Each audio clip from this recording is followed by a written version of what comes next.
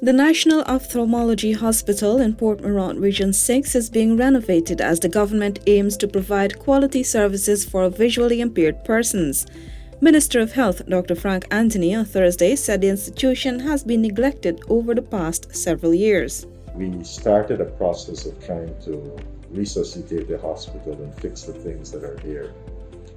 We have invested substantial sums of money to be able to restore the equipment that we have there, and we're working actively to bring that back so that we can have a full-fledged national ophthalmology hospital back again. So work is ongoing. The restoration of the hospital comes as World Sight Day is being observed under the theme Love Your Eyes. The Health Ministry is committed to decreasing refractive errors by 30% and cataracts by 40%.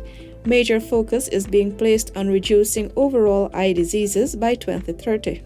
Additionally, the ministry has rolled out a program which will enable persons to get retina examinations. This initiative has already commenced at the Georgetown Public Hospital. The Health Ministry will also be hosting an open house discussion on eye care at the GPHC for the public. This initiative will also be hosted by other institutions such as the University of Guyana.